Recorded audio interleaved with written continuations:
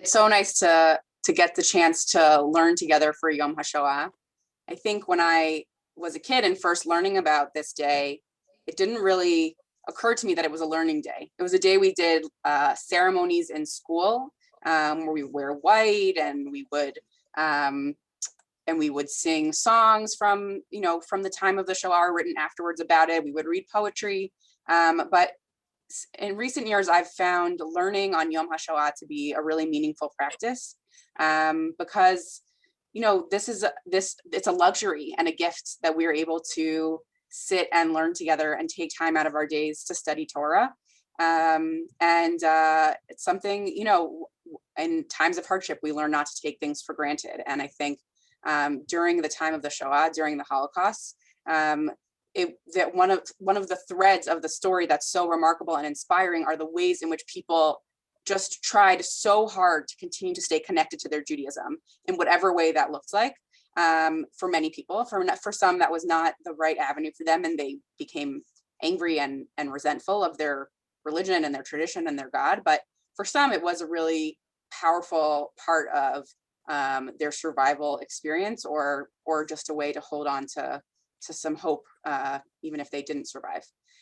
So I wanted today to focus specifically on, I found some really beautiful texts written either during or after the Shoah about prayer during this time. And one of the things that kind of got me interested in this actually was the prayer that we say for Yom HaShoah. It's embedded in the Amidah, in the prayer Shomea Tefillah, that God hears our prayers.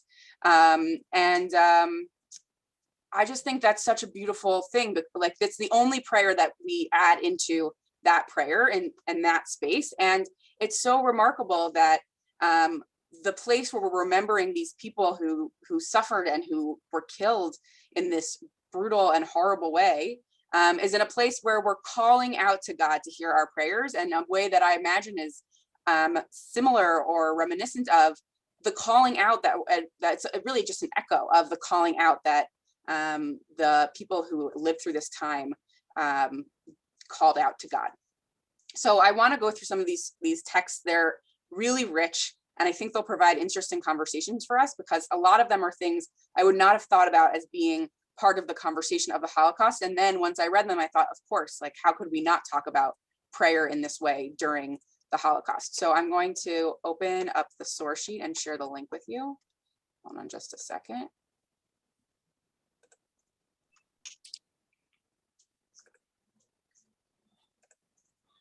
Okay, so if you want to follow along on your own, you can do that. Or if you want to I'll share my screen off and on so that people can follow on the big screen. Okay, so the first thing I wanted to share with you is just this evocative image of men praying in a synagogue. It says on Sukkot, I don't know how they know it's Sukkot from this picture, but just the image of during a time of being in a ghetto where you've already been alienated and pushed into this exclusive group where you're cut off, to still come and gather in shul and find ways to pray and connect to community is really striking.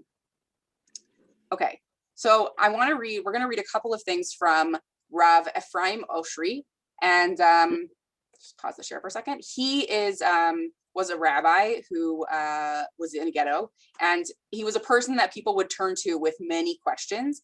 And he compiled a lot of his questions and responses into a book of Sheilot Utshuvot, which is a common type of halachic literature, that people would publish collections of these types of questions and answers from a rabbi. But he calls it Sheilot Utshuvot Mima'amakim. Questions and answers from the depths, from the deep, dark places. And this is in part an allusion to the psalm, out of the depths I call to you. Mima'amakim kraticha Adonai. So there's already a really powerful sense that these questions and answers are framed from a place of darkness and struggle and hardship, and still trying to find a way to connect and anchor in Judaism. Okay, so we'll go back. One morning, so this is a question that someone posed to him. One morning during prayer, Rev Avram Yosef, who was leading the congregation in the morning service in Shacharit, reached the blessing, who has not made me a slave. This is one of the initial blessings of Birkot HaShachar that we say first thing in the morning. And shouted bitterly to the master of all masters, how can I recite the blessing of a free man? How can a hungry slave, constantly abused and demeaned, praise his creator by uttering, who has not made me a slave? Every morning as he led the prayers, he let out the same cry, and many of those who joined him in prayer felt the same way. I was then asked for the Torah ruling on this question. Should the blessing be omitted because it seemed to be a travesty, in which case it would be forbidden to recite it?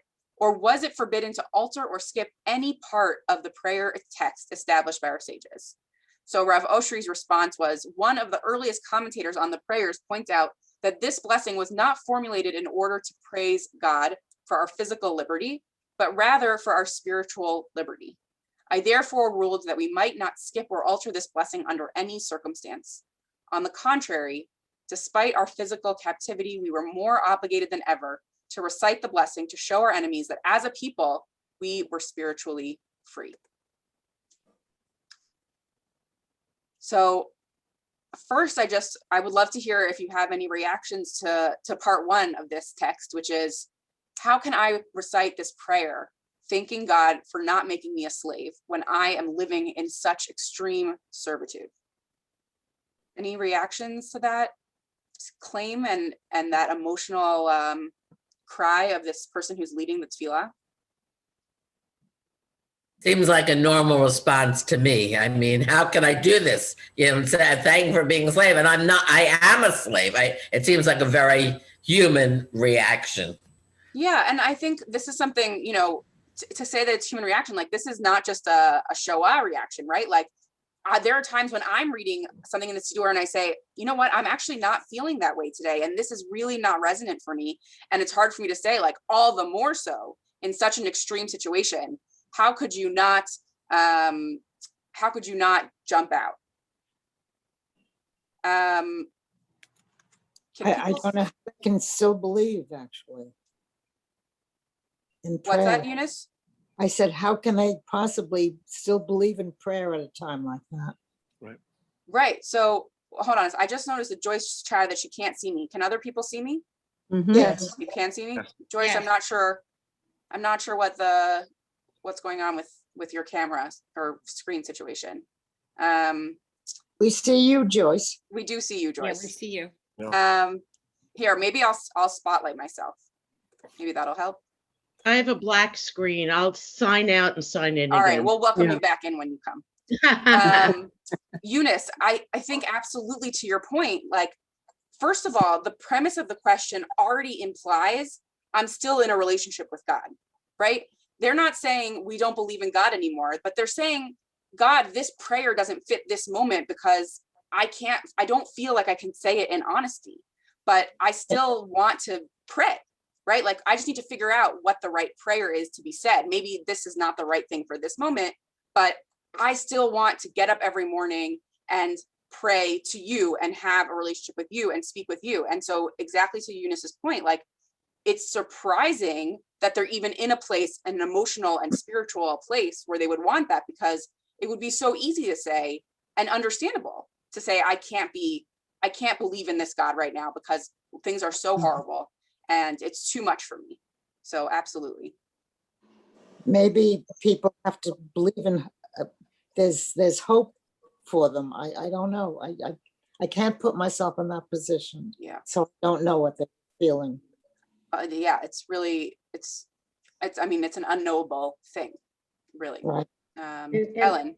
At least they are saying it. They're saying it and they're expressing their anger at having to say it, at their situation. So it gives it's a moment when they can get in touch with their feelings, their anger, and still continue doing what they have been doing, even if for the moment they've lost it. Yeah, so like, even putting yourself through the motions is like anchoring you to this tradition, but also I really like what you said about expressing anger. It's also, there's a way in which davening and prayer is actually can be therapeutic and an emotional outlet in a really important way. And there's a medieval debate I think it's the Rambam and the Ramban. I don't know if they actually debate each other or they debate across time, but they say, you know, are you supposed to say prayer because you're supposed to say it? Or are you supposed to say it because you really in that moment are in a place of crisis and need and you're crying out to God emotionally? And this is the place where those two things intersect. They're saying we're davening every day because that's what we do, because that's our Jewish tradition. But I have this real need that needs to be addressed and it's not being met by the language of prayer. And I'm trying to figure out how to straddle that. Judy. Yeah, in our collection of the Museum of Hanukkah menorahs, there is one made out of wood. Now, who would ever think of doing something like that? But I think what they did was it was from terrorism, and the people wanted to make the children happy. And that was the only material that they had. And I think that is a form of prayer right there. Beautiful. By making this menorah out of wood to put in candles that you're gonna light is so poignant. Yeah. That they would think of doing that. Yeah, absolutely. And you know, these are like little anchors, right? Little things that hold us to what normal should be like and what we could connect to. Okay, I want us to keep going because there's so many, there's so much, we have more conversation to come. But there's a lot of good little nuggets here that are really moving, and I want you to get a chance to read them. Okay, so this is by Rabbi Yehuda Amital of Transylvania, who grew up in a ghetto and then a labor camp, and was asked the question, or felt the question, how is it possible to pray during this time? Which highlights a lot of what we've been discussing. My whole concept of prayer comes from that time in his life. I saw people, fathers of children, men who had wives. They were all alone. They knew that their families had been taken, but did not know where. And so I said to myself, how is it possible to pray? We knew from before that the foundation of prayer is gratitude towards God. I said, what gratitude? People are sitting here without parents, without children. That's when I reached the conclusion, which I wrote about later, that one cannot base the worship of God on gratitude, that there is something beyond it. And then he quotes Job, though God slay me, yet I will trust him. That is a higher level. That understanding was strongly impressed upon me then. So this idea that we have been dancing around of how is it possible to pray during this time, like Eunice said, how is it possible to believe in God during this time? And here we have an adult reflecting on his youth, but a child who realized that there has to be more to prayer. If you want to continue praying in a time of turbulence like this, there has to be more to prayer than gratitude. Because if it's just gratitude, you're going to come up short sometimes, because sometimes we are not, and we feel that even today, we don't know what it was like to be there in that moment during the Holocaust. And we can't imagine how we would have reacted in those moments. But even in our own lives, there's times where it's hard to come up with things that we feel grateful for. And in those moments, how do we pray? Oh, we pray because it's actually about more than that piece of our relationship with God. It's that there's this enduring relationship that lies underneath, so that even when God sends difficulties, like in the story of Job, still I trust God, Job says. Yeah, Judy Rosenfeld. I'm surprised he didn't mention the concept of hope. The ability to hope is one of the things that distinguishes the human race from animals. The ability to hope. Yeah. Yeah, I wonder if he would have said that was part of his ongoing ability to trust and pray to God was that hope. But you're right, he doesn't use that word. Yeah. Mark? I think what Judy was just mentioning is incredibly important. Which Judy? Rosenfeld. Sorry, Judy Rosenfeld just mentioned hope. And you even think about the melody of Ani Ma'amin, and that was a song that Jews were singing as they entered the gas chambers, and still they maintain their hope, and that is sort of a surviving tune and melody from that time. And I think you're 100% right that there was something about prayer. It's not just about gratitude. It's about everything from routine, and that the nightmare of the Holocaust was not going to break them from their humanity, which routine is a big part of, to all the other elements that are behind prayer in terms of relationship and ongoing, we beseech God in many of our prayers. So I do see prayer as a reflection of hope and normalcy and humanity in many respects. Yeah, absolutely. Absolutely. I think. Oh, go ahead, Rabbi Kenter. No, go ahead. I was just thinking in terms of, in the absence of belief, there's trust. Can you tease that out a little bit more for us? I think that there's this trusting relationship. I mean, there's a sense of security, even in the absence of everything that says this is not a place of security. There is that trusting nature that it will ultimately turn out the way it must. Yeah, that there's something to fall back on, even when you don't know what that something is. Correct. I think the whole notion of bitachon, of this trusting sensibility or sensitivity, it's what's imbued in us when we're very young, is we develop trust in a parent. Right. Long before we have some other understanding of what a parent is, there's this kind of a notion that my needs will be met, and I trust that my needs will be met. Yeah. Yeah, that's beautiful. And I think that also kind of ties to Judy's hope comment of, because I have trust, there's a way that I can see that, like, there might be some other future for me eventually. Again, I don't know what that will look like, but I have this trust that I'm being held by someone. Okay, so this next, go ahead, Judy. I just wanted to say that what the rabbi's talking about, trust, comes very close to familiarity. When you're familiar with something, you feel more comfortable, you feel at ease. Praying 3 times a day is a very familiar act. Yeah, you're right. And actually the familiarity goes one step further. It's both the familiarity of the routine and the words and the practice of doing it, but it's also the familiarity with God. Like I trust God because I'm familiar with God. Even if I don't know where to see God right now in my life, I still have, because of that familiar relationship, I still know that God is somewhere here. Beautiful. Okay, so the next source, actually, now that I'm thinking about it, kind of connects with Judy Schmeidler's Chanukiah that was made of wood. Jessica, can I ask a question? Of course. I don't mean to play spoilers. I'm a second generation.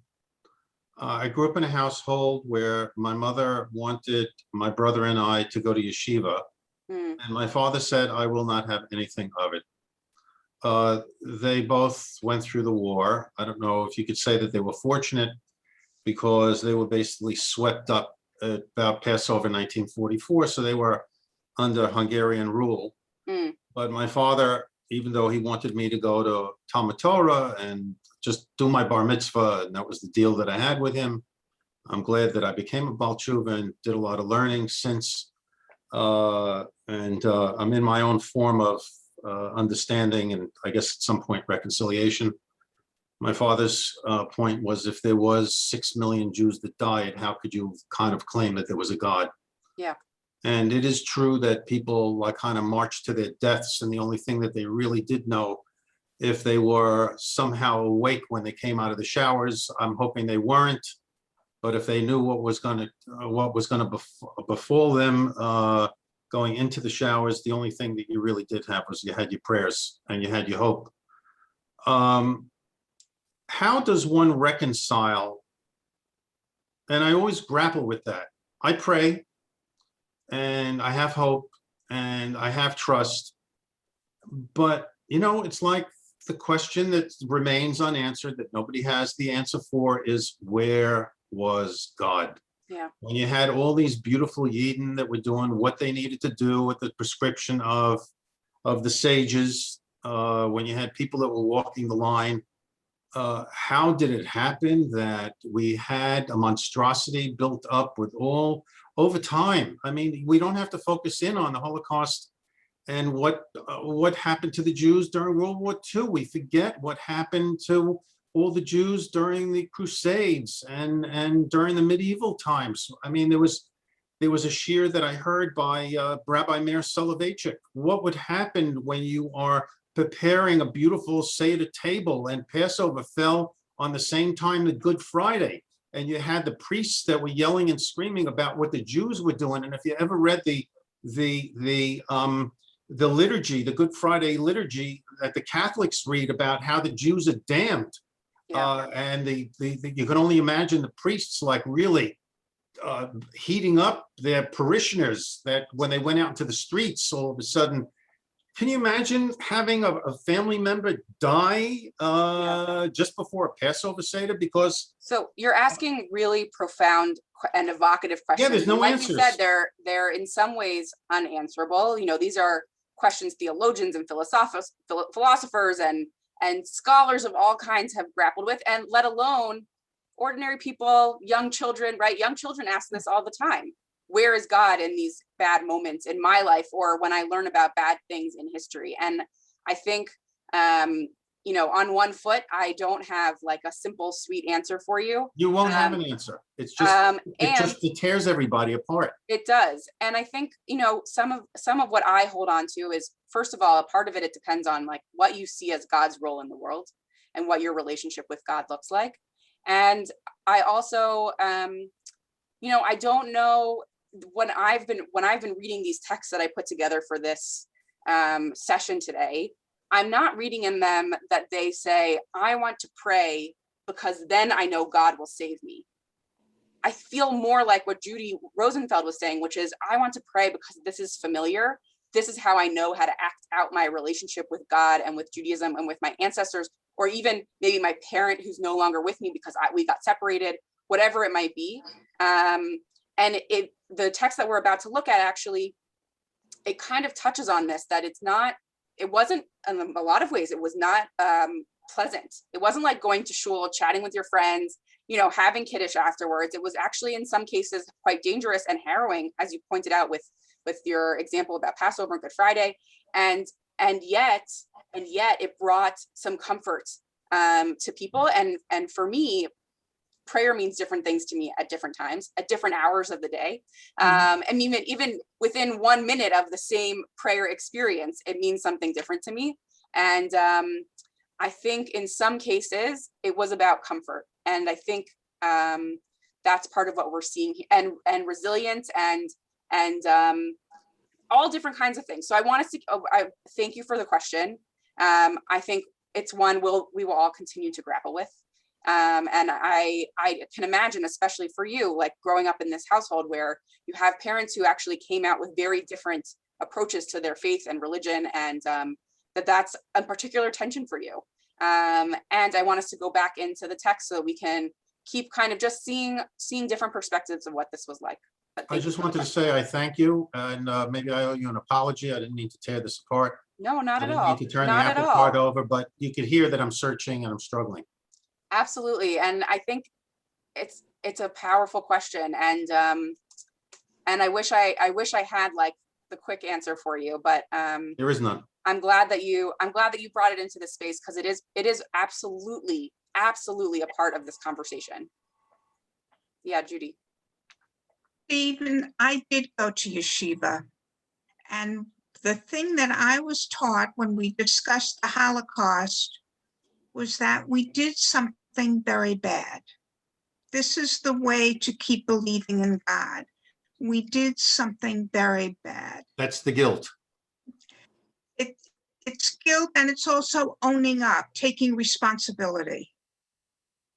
So I want us to shift from this, because I think this could take us, now we're starting to head, the question I think was on point and totally connected. And I also feel like we can do a lifelong study of this question of the place of God and religion and what you're talking about also, Judy. And I really want to share some of these things with you. So I'm gonna pull us back in. Okay. So I'm actually just going to summarize this one, but if you want to read it on your own, you have the source sheets and you have the text in front of you. But this is a story that was recorded in a newspaper in 5704. That was 70-ish years ago, 80, 70 something years ago. Anyway, so there was this man who found a cave for people to daven in. It was like a pit covered by a sheet of wood with steps going down into it. And it was like tall enough just for your head to get in if you were sort of a regular size. And it could only hold 15 or 16 people. And he writes, this cave then became a place of prayer and supplication. That young man, Nisan Kreititz, arranged a low wooden shelf inside the niche on which there were always talitot, tefillin, and a few books by his rabbi, the Chafetz Chaim. A glass with oil and a lit wick stood on the shelf, and Nisan would provide the oil and wicks every day. There is no way to describe in writing how happy those moments were when we were in there. So Judy, I was thinking of when you brought up the story of the wooden Chanukiah, that, there was such ingenuity to find ways to continue connecting to this tradition, even in places that were dank and dusty and crowded. And this one man took it upon himself to make sure ritual objects were available, to make sure there was a little bit of light in this dark cave. And this uncomfortable, unpleasant place brought so much happiness to this one person. Okay, we're going back to our original teacher, Rob Oshry, who published the book of questions and answers. So this one's from 1941 in the Kovno ghetto. And the background is that there was hard labor in the airfield near Kovno that began at 4 o'clock in the morning when it was still dark, meaning before it was time to pray. The work continued into the late hours of the night. So the question was, are the workers, and there was another piece of the backstory, which I didn't copy in here, which is that they were filthy. They didn't have the ability to clean themselves, right? And they were just constantly working. Are the workers permitted to put on tefillin, say the morning prayers, and Shema while it's still dark outside before they leave for work, which typically is not allowed to say before the sunrise? So his response was, it is permitted to put on tefillin and recite the blessings and the Shema prayer while it is still dark, because this is a time of emergency and their lives are in danger. As for the reciting of the Shema prayer, they should try to recite at least one verse later in the day, and if possible, more. So first, I just want to note a phrase of interest, which is this: it's a time of emergency, which is actually the same phrase, Shat HaDachak, that was used in the tshuva to talk about, that was just published last year, to talk about the use of Zoom and other technologies for Shabbat. A very different type of time of emergency, but interesting just to, kind of hyperlink, connect those two themes. But the idea being that in a time of emergency, when there is danger to your life, as there certainly was in this ghetto and in these labor camps, adjustments have to be made. And if the choice is saying a prayer at an inappropriate time or not saying it at all, this rabbi ruled, say the prayer when you can say the prayer. And if it's possible for you to kind of mutter under your breath a verse or two from the Shema when it's the right time, great. But more important, that you should have the opportunity to put on your tefillin, to say the Shachrit prayers, and to recite the Shema. I don't know, does that feel surprising to people? Is that an interesting, or did you just feel like, yeah, of course that's what the rabbi would rule? Well, it's an adaptation of the policy, meaning. Yeah. I mean, that's how Judaism has survived so many thousands of years. Yeah. Because of these changes in our existence are so many of them are so extreme that we're looking for a normalcy, trying to create something normal that is not really, we know it's not normal, like what we're doing right now, but we are continuing to study. Right.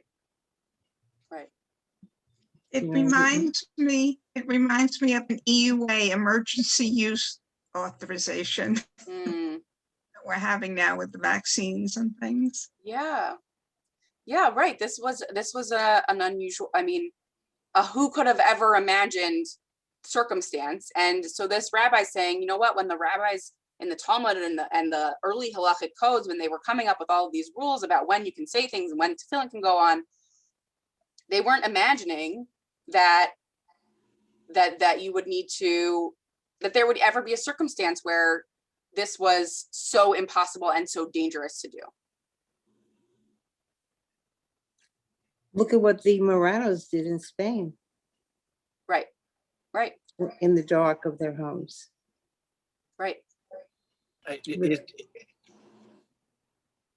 It's not the same as pikuach nefesh, obviously, but it does sort of rise to this level of these are extreme circumstances. You do what needs to be done to stay alive and to salvage what you can. And if this is the only way that you can fulfill the mitzvah of putting on tefillin under these circumstances, so be it.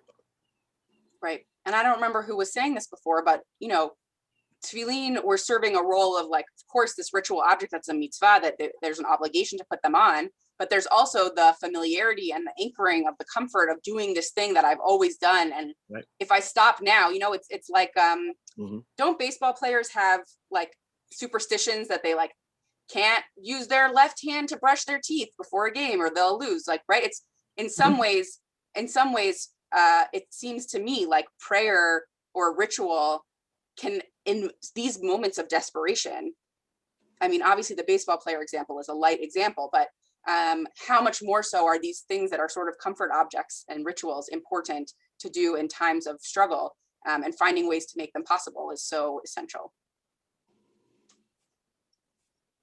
All right, so I want to show you another picture. It's amazing to me that these are things that have survived, but this is a group from Lodz, Poland, a group of children who are praying in a ghetto. And it's so sweet to see them gathered around their teacher here in the middle, and crowded together. And, you know, like this is sort of, as a Jewish educator, the dream, right? To have children who are connected to their prayer, connected to their teacher, and so dedicated, and to imagine that kind of sweetness and connection happening during a time in a ghetto where, like, who knows what these children's lives, how, like, where they were finding joy, but for them to feel like they were safe and protected by this teacher and by this space of prayer, I can, like, how essential and how important could that have been? So the next text I want to share with you actually talks a little bit about children being part of the prayer community, I think. This is Reuven Ben Shem Feldschuh, from the Warsaw Ghetto. And he wrote about his feelings during prayer in the ghetto. The cloister is almost full. The cantor prays melodiously. You would never know from him and the worshipers that the world is on the brink of an abyss. This I think is such a powerful line, that you could go to shul and be so transported by the cantor and by the space and by the way people are acting that you don't even feel like you're living in this alternate horrible reality. Okay, he continues. They were wearing prayer shawls and tefillin. If you closed your eyes for a moment and didn't look at these people, at their skinny faces, but just listened to the hum of their prayer, you would be sure you had fallen into a house of God in a time of quiet and tranquility. There are young people too among the worshipers, and not just a few. They too are participating in creating an atmosphere in which the physical is forgotten and the soul is dedicated to sublime, lofty service, totally removed from the oppression of the body and making the suffering of the moment pale in significance. I was suddenly suffused with the warmth that I hadn't felt since before the war. Something picked me up here, carried me and deposited me in a congregation of Jews from the Middle Ages who were fighting and dying for their religion. In the world are murder, violence, robbery, and deceit. In the street, cold. In the heart, anguish and pain. But above them all, there hovers a different force, supreme and eternal, the force of generations past and future. It's pretty evocative. And I don't really understand why he's writing about this in the third person, like I'm an observer. I mean, he was a participant in this experience, but I also, at the same time, have had those experiences where I'm living through something, and part of me just steps out and back and just says, wow, what a moment. And I also love the way he talks about how important the presence of the children were in creating this holy atmosphere.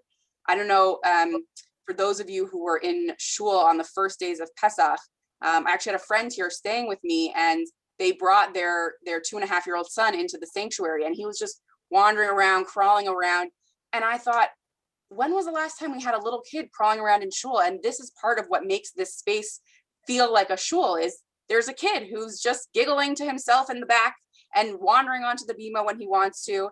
And, you know, it adds actually an extra layer of sanctity.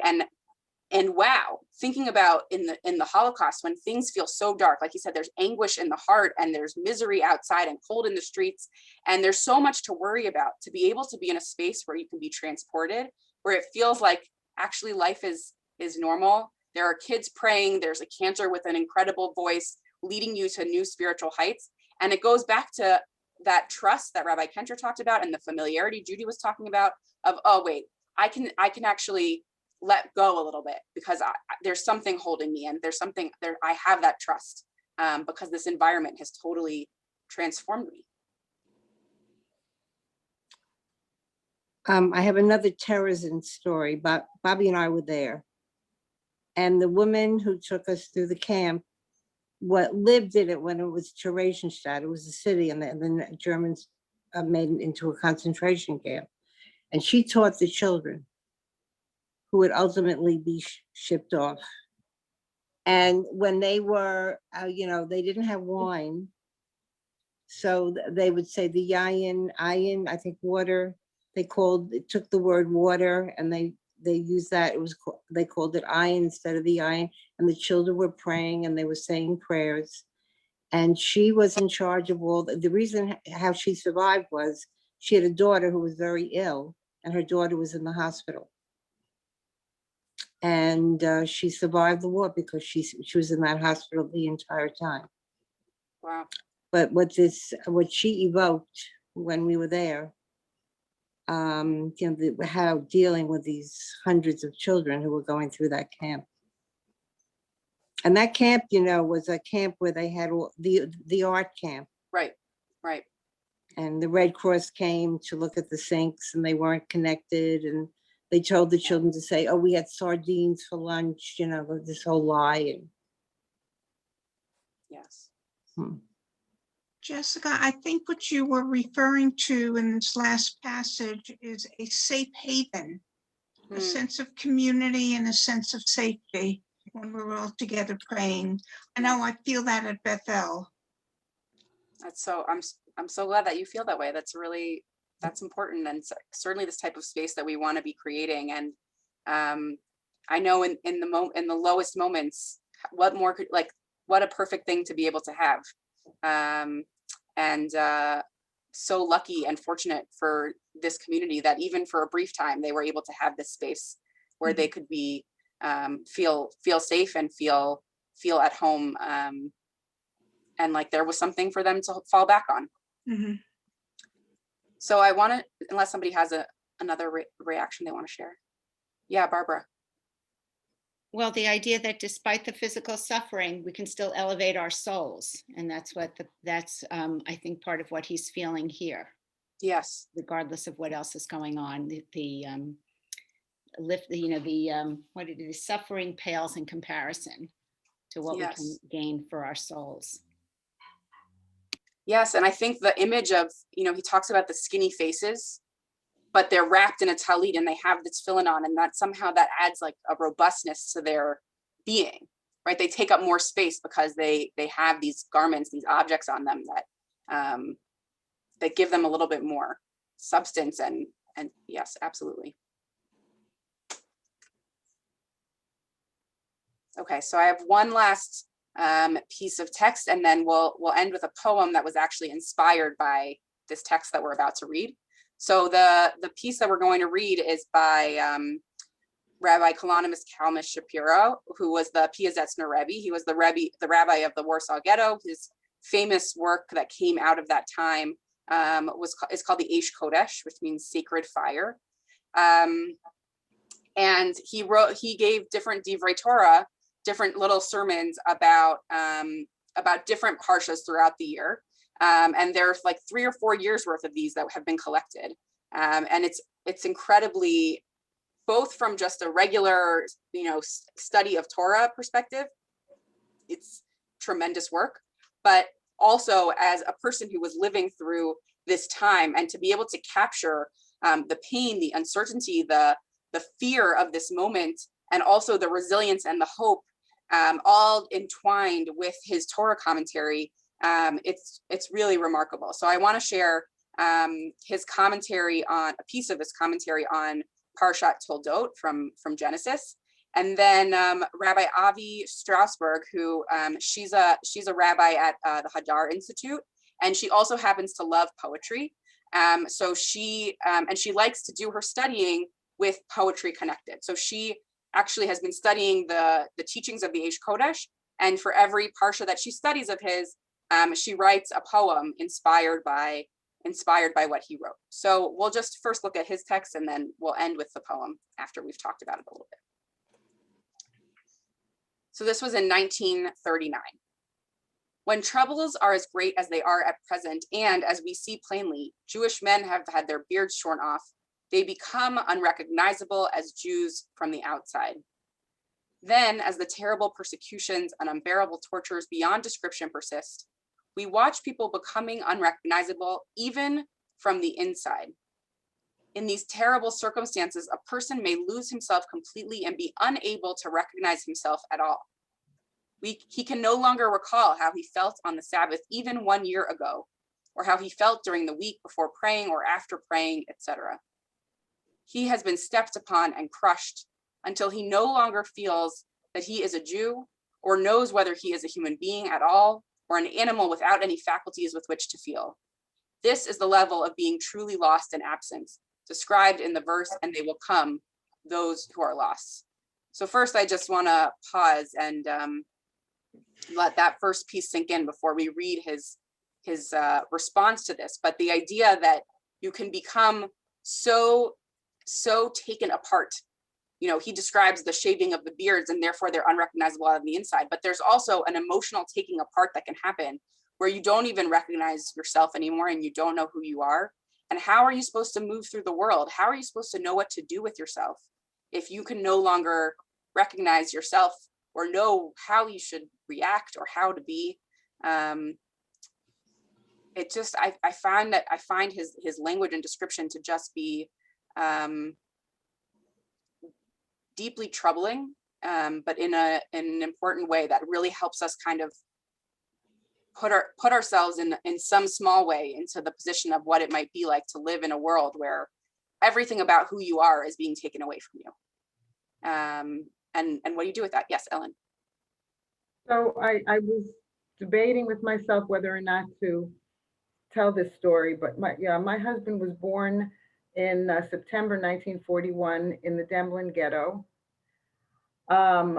He in the following Purim, so that was actually on Rosh Hashanah, and the following Purim, his father, who was a young man, they were very young, he was about 19 or 20, he went with the boys to celebrate Purim because they needed to celebrate. I mean, there was a baby, but they were in the ghetto, but they were picked up by the police, and they were killed eventually by the Polish police.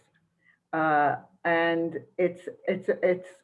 so he may have done what he needed to do for that moment.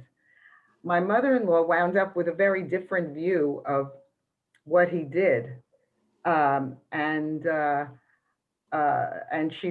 it was terrible. It was absolutely terrible at that moment for her. And I just think it just speaks to what you're talking about, that he did what he had to do to make himself human. And Azai, it's Wow, thank you for sharing that story. We observed the yard site on Yom HaShoah because we don't know exactly when he was killed. Yeah. Wow.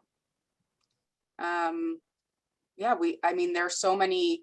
That was a powerful story, and also there are so many more like it, and so many ways in which that story diverges. Some people are like your mother-in-law, some people, right? Stephen was talking about this before, also just so many different choices to be made, and also non-choices. that changed people's agency, which I think is also what the Piasetzner is talking about. Like this stripping away of agency is part of what takes away who we are as people.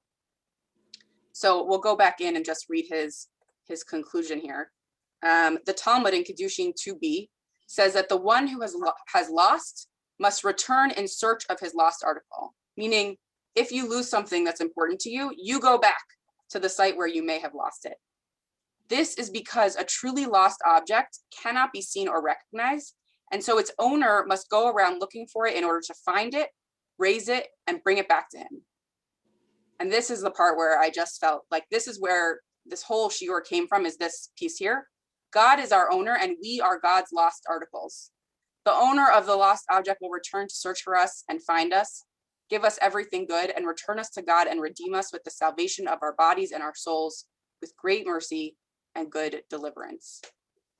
So according to the theology, the instructions of this piece of Talmud, it's the natural way of things that if you lose something, you'll go back to look for it because you want your thing back. That's what you do.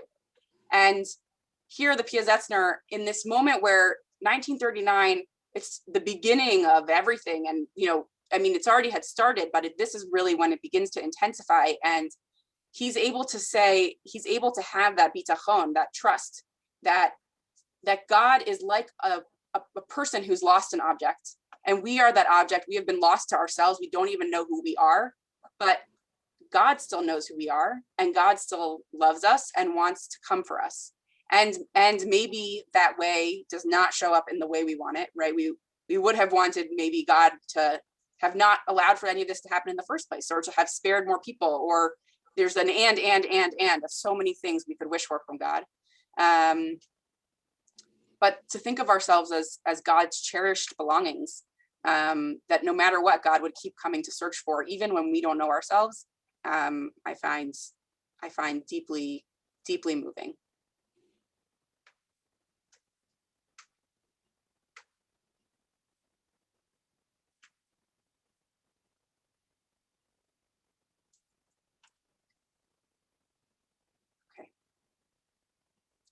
So we're going to end, I'll read this poem, and if anyone has reactions or thoughts, of course, I would love to hear them. But I think Rabbi Strasberg, she really captures a lot of the pieces of what is so troubling and beautiful about everything we've been talking about finding ways to pray, how to pray, what it means to say words that no longer feel relevant when you're in such a troubling situation. All of these pieces that seem in tension and yet created a sense of stability and something important to hold on to for people during the Shoah. I think she distills what the Piasetzner Rebbe writes in the ghetto in 1939 and create something really beautiful. So her project is called Faith and Fire, which is a play on the title of his book, Eish Kodesh, the Sacred Fire. My God, I am lost. Are you looking for me? Are you here? Try checking the place you saw me last.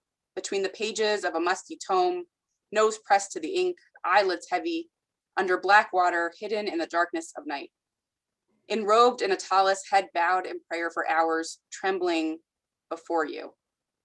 Did you find me? Are you looking? Are you here?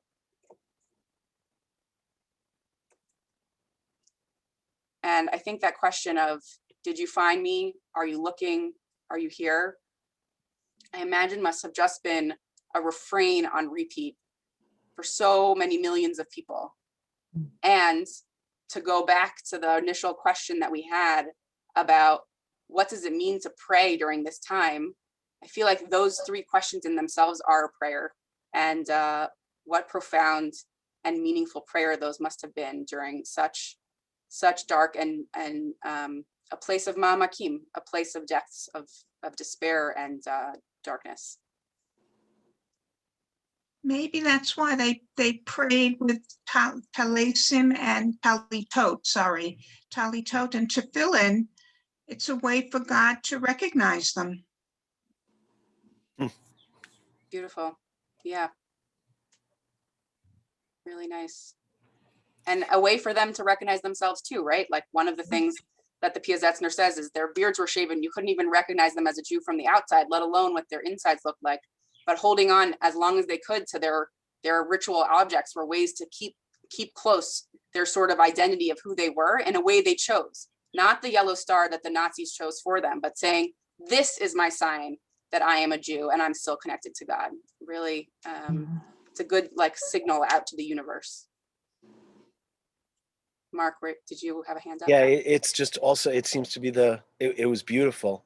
And it seems to be that intersection of belief in God and questioning God, because the poet is still talking to God, but questioning if God is even there and even looking for him. And I'm sure that was the crisis that so many people went through. It's really beautiful. It's really powerful.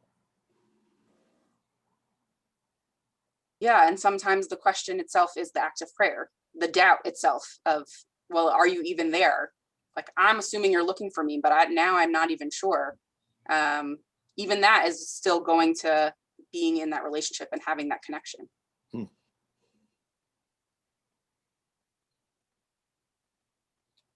Just an observation.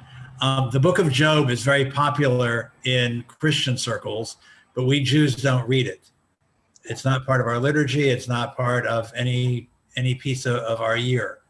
And I'm wondering if a return to the book, because it really is Job protesting his innocence, that he did absolutely nothing wrong, and God agrees with him. So I'm wondering if that might be something to latch onto at some point. Yeah, I think that could be so meaningful. Because also, I mean, the language of Job is also so evocative and really conveys a depth of anguish and also an intimacy with God, right? There's this back and forth that is saying, yes, life is chaotic and unexpected and things happen and we're still in and painful and we're still in relationship and still questioning, and God saying it's okay to question. I think I would love to find a way to bring Job into the discourse. We read that on Tisha B'Av, though, don't we? We read the Book of Lamentations on Tisha B'Av. What was Echa? We read that. I remember sitting on the floor in the Wiener. Yep. And reading Job. It's maybe possible.